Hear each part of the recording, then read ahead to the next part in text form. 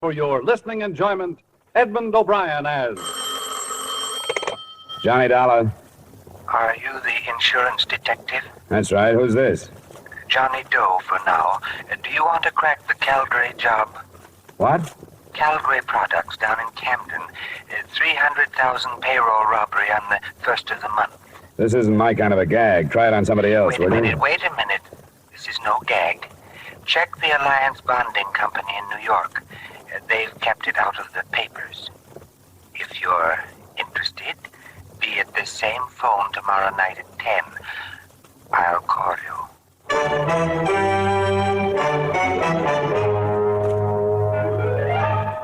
Edmund O'Brien in another adventure of the man with the action-packed expense account.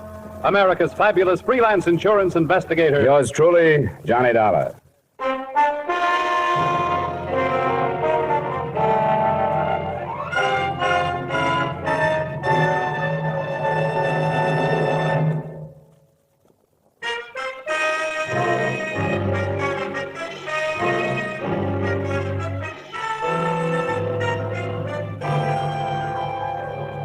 Expense account submitted by Special Investigator Johnny Dollar to Alliance Bonding Company, New York City, New York.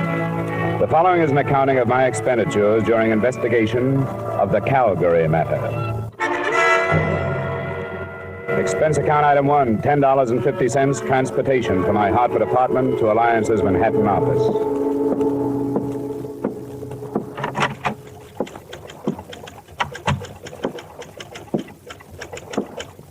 Good afternoon, sir. Hello. I think Mr. Matthews is expecting me. The name is Dollar? Oh, yes, Mr. Dollar. That door. Just go right in. Thank you. Yes. All right, Al, that'll be fine. The first bout starts at 8, but we don't care if we miss that. All right, I'll see you then. Sorry, but you can't hurry your son, you know. That's all right. I'm Johnny Dollar, Mr. Matthews. Yes, so I thought. Sit down, won't you? Uh-huh. Yes, sir. I don't want to be interrupted for the next hour, Miss Mills. Yes, sir. Mr. Dollar, do you put any stock in that telephone call? No, I haven't any idea. I don't know anything about it. I've done a lot of thinking since you phoned me about it, and of course there's nothing for us to do except to follow it up. But I can't help wondering if this man isn't a crank of some kind. Well, that's what I thought, too, until you bore him out by telling me there'd been a robbery that had been held from the press. Why has it been kept a secret? Well, all concerned thought it was the best idea, and there's a possibility that the group involved is the same one that carried off the Brink robbery. But any publicity would only give away our hunch that the same gang pulled both jobs. What makes you think the Brink crowd might have pulled this one? Because of the way it was executed. Simple perfection. The knowledge the criminals had of our operations. You see, one of our armored cars was to deliver a cash deposit to the Barton Bank in Camden to cover the Calgary Products payroll. The truck simply didn't arrive. It was found later, wrecked and empty. The driver and the guards? They were found 3 miles away, bound and gagged. Their descriptions matched those at Brink's, masks and so on. Yes, it was perfection. They knew exactly when and where. What do you want me to do? I've talked it over with the rest of the Alliance executives. We want you to follow that call through, but we must insist that you make every effort to maintain the security we have established. Here are the details.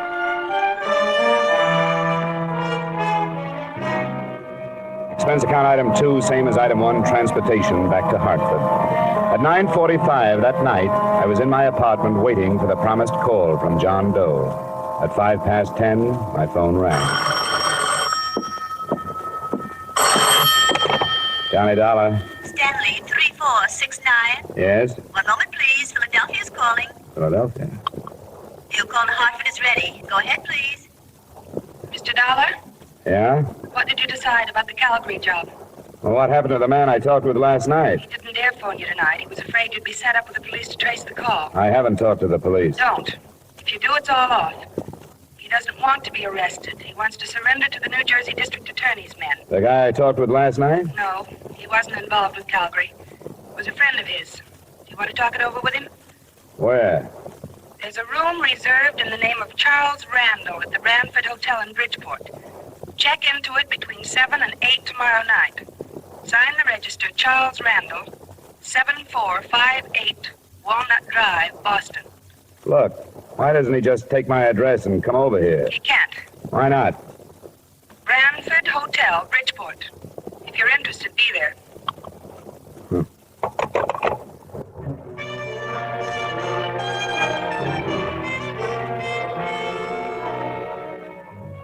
Expense account item 3, $5, mileage to Bridgeport and the Branford Hotel.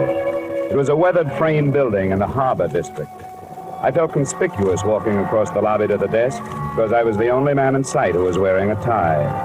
I wondered, since I was so out of place, why that address had been picked for a meeting that I assumed was not supposed to attract attention.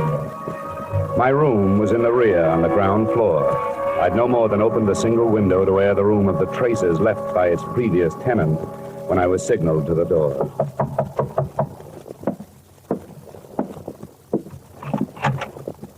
Dollar, Yeah. let me come in. You got a driver's license or something? Better than that. A private operative's license. Here you are. Thanks. I recognized your voice, but I thought I'd better make sure. Come on, we're going someplace else. Why? Because I'm not sure you weren't followed here. But I'll be sure we aren't going to be followed where we're going. I don't like it. It must be this way. You've got to believe me. He has to be careful. He doesn't want to get killed. What's the matter? The gang busting up? Come on, What started the trouble? Splitting the loot? Dollar. Don't bother with me. I can't tell you anything because I don't know anything. Believe me, I'm only doing this to help him out. You don't have to come if you don't want to. Where do we go? You won't be coming back here. Don't leave anything but the keys to your car. Somebody will drive it out. Do you know where I parked it? It's the green coupe, isn't it? Yeah. He knows. Not through the lobby. There's a rear door. My car is parked just outside.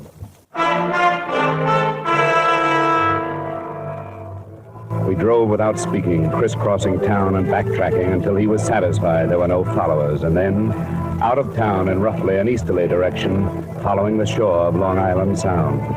I clocked 3 4/10 miles on the speedometer, starting at the city limits. Then he switched off the lights and turned right into a pair of ruts. Finally, we bounced to a stop in front of a cabin near the water. Watch your step. There are a couple of roots in the path.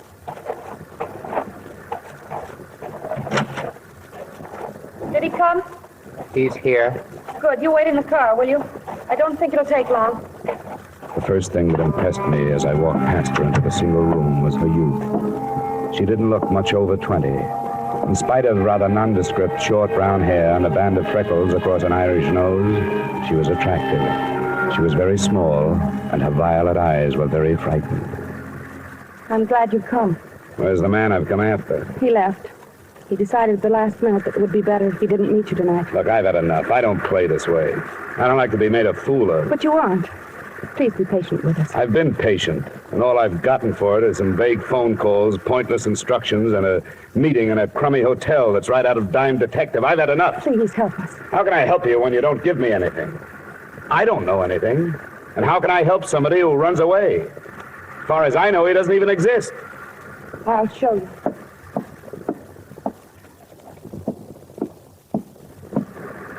Open it. His share of the Calgary money's in it. What did you take the wrappers off? I can take this with me. Yes. I don't get it. Does it matter? He wants to give himself up. Why this way? I told you on the phone. He doesn't want to be arrested in this state. He wants to go directly to the district attorney's office in New Jersey where the robbery was committed. He'll turn state's witness? Yes. But he has a demand. Promise of immunity. It won't work. Any promise like that destroys the value of testimony. Might even bar it from the trial. It's been done. It's never promised. He'll have to take his chances on that. It doesn't have to be public. You can try, can't you? Sure, I can try it, but I won't get it. Anything else? Yes.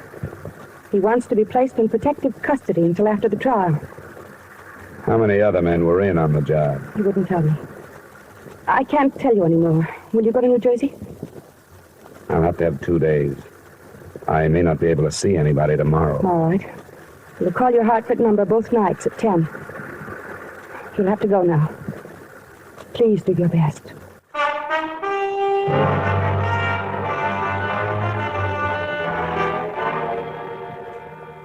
Don't be ridiculous, Dollar. That's one of the most impertinent requests I've heard since I took office. Nothing personal, Mr. Kreider. I was asked to make it, and I did. Well, would you see that he's placed under protective custody until after the trial? Why should I grant this criminal any favor? Well, if it means breaking the Calgary Matter, it seems to me a favor or two would be worthwhile. We'll break it in due time. You know where he is? No, but I've been close. I may be able to bring him in if I can get you a word on a few of these things. Yeah, we'll see.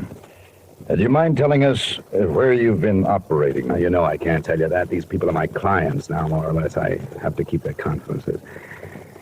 Now, what's your answer? Answer? Definitely no immunity.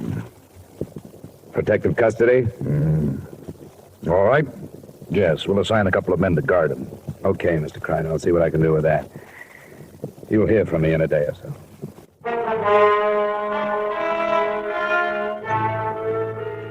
Expense account items 4 and 5, $40 travel from New Haven to Trenton, New Jersey, and from Trenton back to Hartford. I reached home too late for the phone call that first night, but it came the next, promptly at 10, from Boston this time.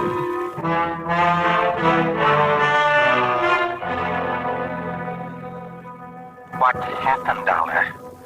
How did you make out? No worse than I expected to. Protection, but no immunity. Oh, that's not so good. They weren't too happy with the situation. I think because they want to make an arrest themselves. Were you followed? Yeah, 2 men. They're watching my building now. But I can lose them if you still want to negotiate. Can you come to Boston? Tonight? Yes, if you're sure you can shake the New Jersey men. Where do we meet? You're sure your line isn't tapped? They haven't had time, but they will if you don't quit stalling. Drive up through Springfield and Worcester. Just outside Boston, you'll pass through Auburndale. On the other side of it, there are 2 bridges. After you've crossed the second one, pull off the road and wait. All right, I'll be there. Well, let me tell you something. This is the last trip. Get your man off the dime. I can't spend the summer touring New England.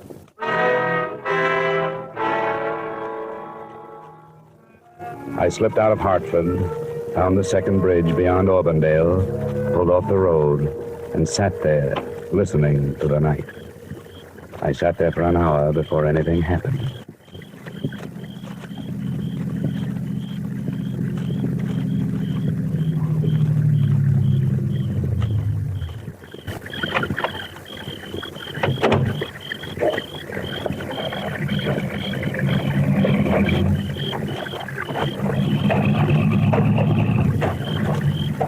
My name is Gannett, Mr. Dollar. Oh? Are you the one? Yes, I'm the one. Get in. Thank you. Well, you caused quite a stir, Gannett. Yes, so I understand. I've heard that crime pays only those who write about it and those who investigate. Are you armed? No, but satisfy yourself. The DA in Trenton? Then, by all means, the DA and friends will be at the cottage by the sound side after you have delivered me. It wasn't a silent trip, but the subject of our scattered conversation was always far removed from the Calgary Matter. Gannett's only typically criminal attitude was one of fear. He was never satisfied that we weren't being followed. We weren't. I learned that at 9:30 the next morning when we pulled up in front of the State Building in Trenton. We hadn't been followed. They were waiting for him.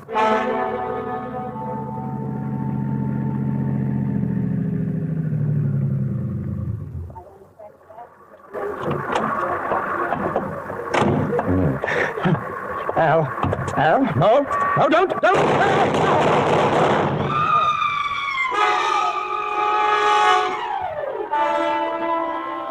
Someone in the crowd, it was impossible to know who, shot Gannett to death and disappeared in the confusion. It was sudden and unexpected. More unexpected, I think, than learning after police identification that Gannett, admitted criminal, was also Arnold Gannett, LLD, professor of law at Russell University, New Haven, Connecticut.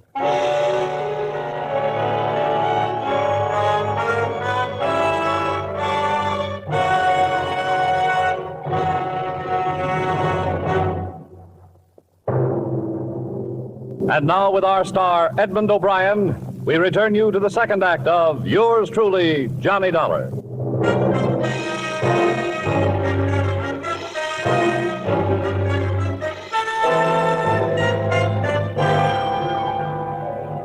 A lot of answers died with Professor Arnold Gannett on the sidewalk in front of New Jersey State Building, but one had been born at the same time. They answered why the police of 6 states had made no progress in the Calgary case. They'd been following usual procedures, carrying out their investigations in criminal circles. There was nothing for me in Trenton except the possibility of a session of questioning by the district attorney's men, so I faded out of sight and started back towards the cottage on Long Island Sound.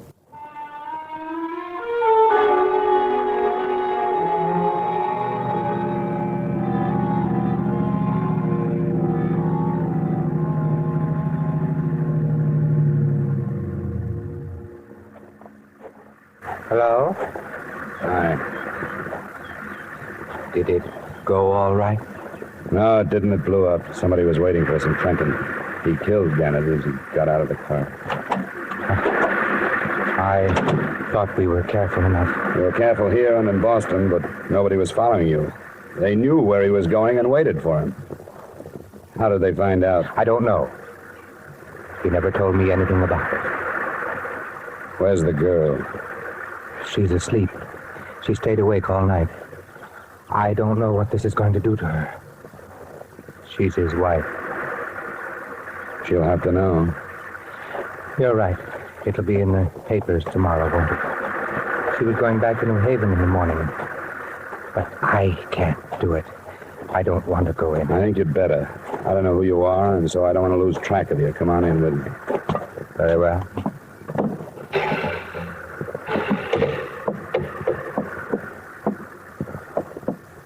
Mrs. Gannett? Mrs. Gannett? Oh, what is it? There's been trouble. Yes, there has. Where's Arnold? He's dead, Mrs. Gannett. Oh, He was killed before he could surrender. I want you to tell me who did it. I don't know. I don't know. I don't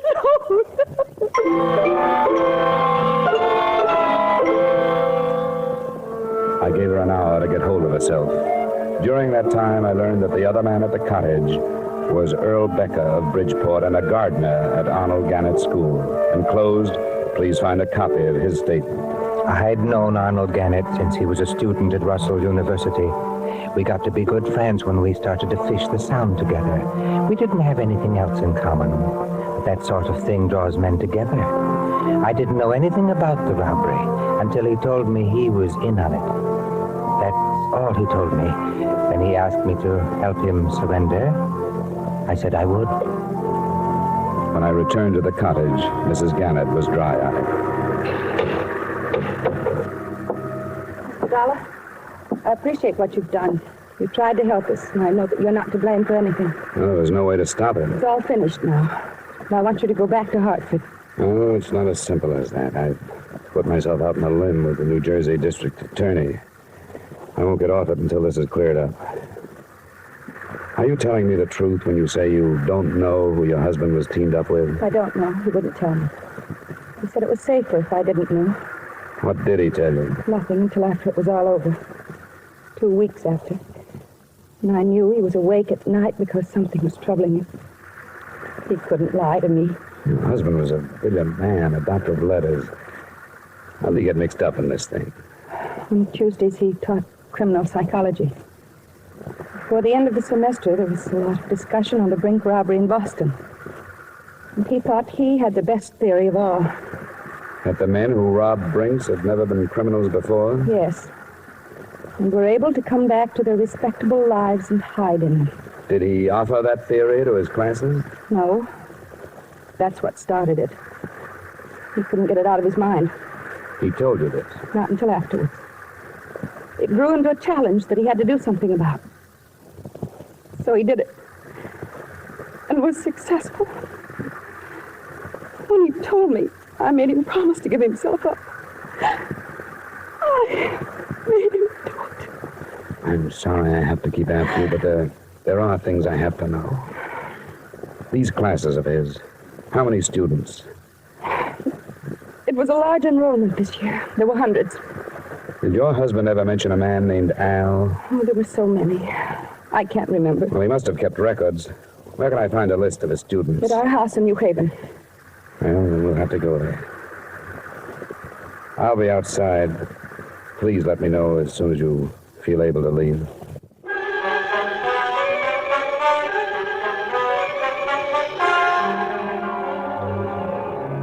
By now, the time element had become important. I knew that before long, the police would be swarming into Gannett's house and make my search impossible. I also knew I'd be dragged back to New Jersey for questioning. On the way into town, I tried to get some more information from Mrs. Gannett, but no luck. She apparently knew nothing of her husband's actions. It was 6 p.m. when she opened the door of Professor Gannett's office. Across one wall stretched a row of file cabinets, his records and lists of students.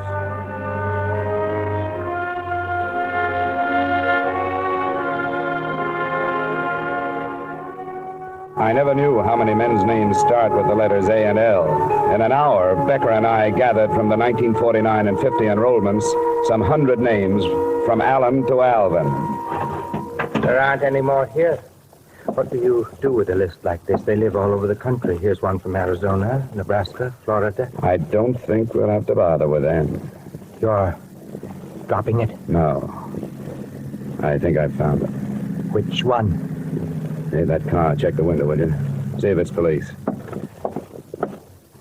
Yes, it is. I can't talk to them now. Show me the back way out of here, will you? This leads to the hall. What shall we tell them? Well, don't lie yourself into a trap. Tell them I just left. You don't know where I was going.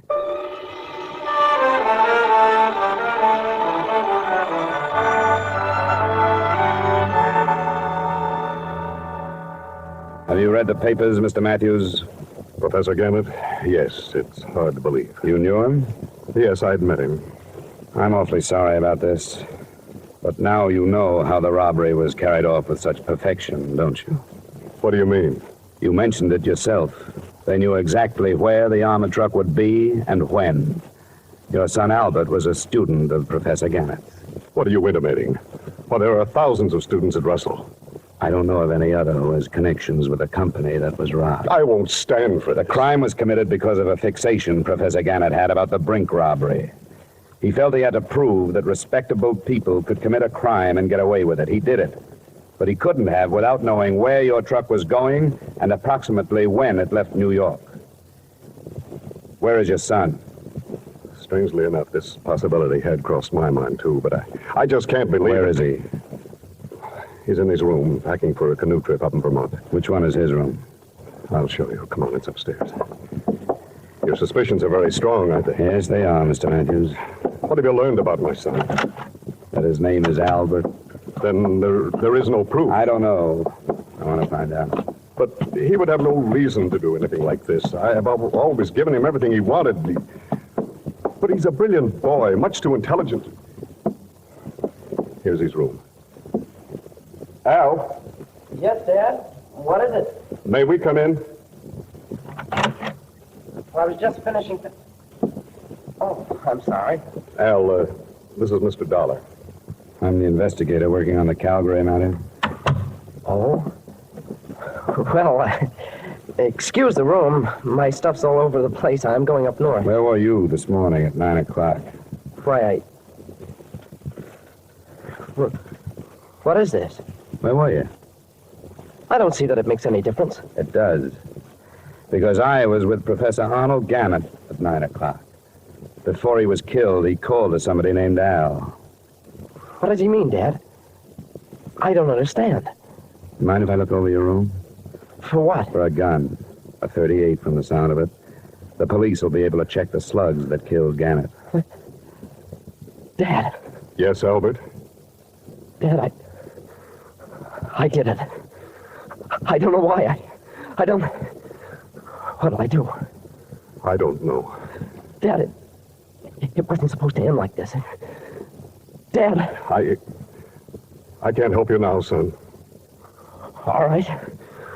All right, then I'll get away. No, you don't. It's no use. Get away from me. I'm sorry, Mr. Matthews. Yes, Mr. Dollar. I'm sorry, too.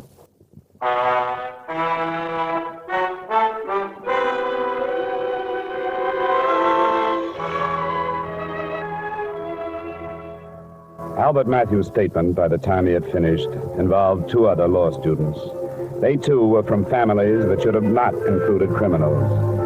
And I wonder if Professor Gannett's unsuccessful experiment doesn't mean that the Brink robbery, $2 million, wasn't committed by persons now hiding behind respectable lives. Expense account total, $1,180. Yours truly, Johnny Dollar.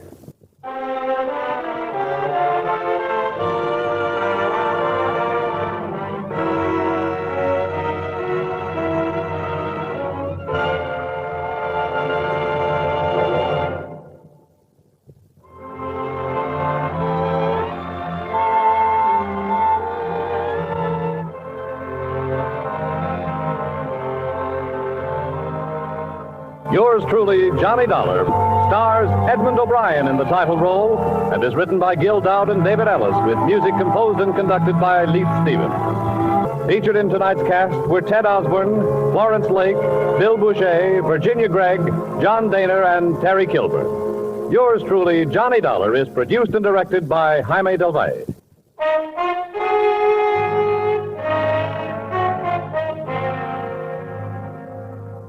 We invite you to join us again next week at the same time when, from Hollywood, Edmund O'Brien returns in another adventure of Yours truly, Johnny Dollar.